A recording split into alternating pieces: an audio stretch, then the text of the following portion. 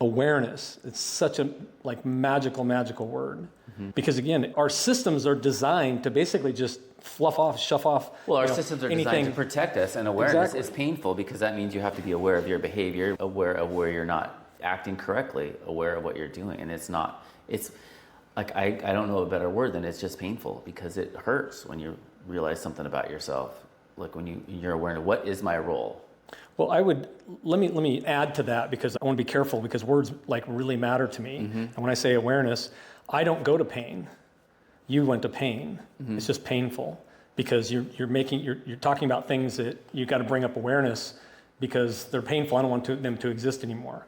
Yeah. I'm referring to awareness as, now it's like this, once you I'm going to say develop skills around awareness, it now becomes like the super tool. It's like preventative maintenance. Right. Right? It becomes a preventative model, so that these are the things I want to do in my life. These are the things I don't want to have happen in my life. But if I sit here and focus on all these things I don't want to have happen in my life, guess what?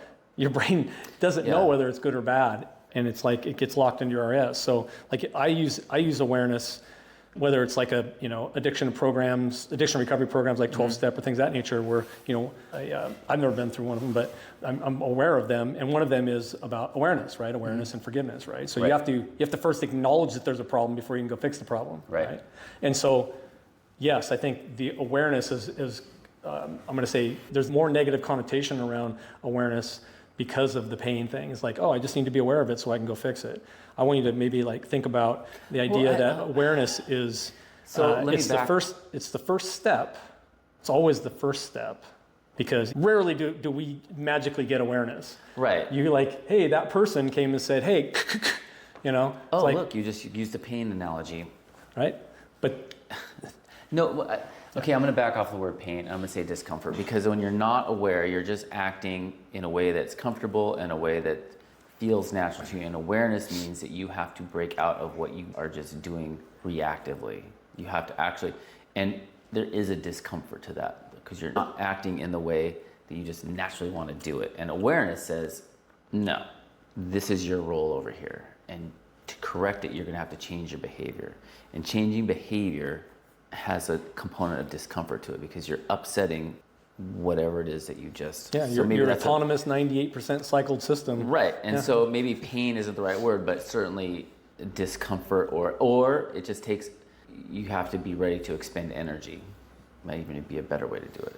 Well, that's why I use the words. I want to add to what you said, right? Because pain is a part of it, right? But it can be. What I'm saying, well, like you said, like if I have to be... if my system has to be shifted somehow, some way off of my normalcy, right? Then it can be discomfort, it can be pain. It does take energy. But it's think about it like this.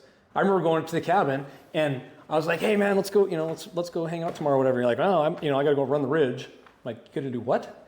Oh, it's like a, 10, 12 mile loop up and over, up on the Clelm Ridge and back down and whatever. I'm like, dude, that's... In the snow. Exactly, in the snow. That is a pain box. And so all of a sudden I have this new awareness about what you're doing, but I'm like, who is this dude? Or, hey, let's go fishing in the morning. Oh yeah, I got a bike ride planned or whatever. It's like, oh, I'm gonna go sprint up to Cooper and back, and then I'm gonna go down to I think I'm gonna ride to Ellensburg today, on my bike. It's very cool that you really listen, because that is exactly the route. Yeah. I know, because to me, I'm like, we're supposed to come to the cabin and do nothing and chill and whatever. But another person can fill in the blank with whatever their thing is, right? But to most normal people, that's a pain box, significant pain box. And it's a pain box for you while you're doing it. Can be, yeah. Physically, but emotionally, it's the cure-all. Yeah. It's the way to release, right? And so all of these different, unique mechanisms that we decide to participate in, I'm going to say, they're not forced upon us, right? Nobody said, hey, Alex, you should get up in the wee hours of the morning before everybody's up and doing their thing and go run, the 12-mile grueling, just because it's something that you needed to do in the morning before, you made eggs for the kids, right? That in and of itself, some people would call that extreme. Right? And so when I'm using this concept, this idea of awareness is And these words are so freaking powerful. And I'm sort of harping on it a little bit to, and I like the dialogue because, 'cause you almost have to defend a position. It's like, and I'm just saying, I think the word is so powerful. It's like love, right? It's like love can mean a lot of things. Yeah. Like, I love you so much, I'm going to kick your ass out of the house because, you need to grow up, whatever, like if it's a child or fill in the blank, right? There's all kinds of examples around the idea of love, tough love. Like, but somebody else would go, that's brutal, man. Why would you do that? Right? It's like, I know, but I need to teach that person something, right? Because I like to say these are like the critical thinking tools that I think will change people's lives so dramatically if you can build a mental framework around like the thing that I'm feeling right now. Well, why am I feeling that? Well, somehow the attention, the awareness was brought to this thing. Why? It's amazing how people are afraid of all the robots coming to take all their jobs and everything, right? When in reality, literally our machine is functioning at some high 90% rate, right? Autonomously. I did not just tell my arm to move up here like this when I was making a statement. Hands, right? Sitting up and adjusting.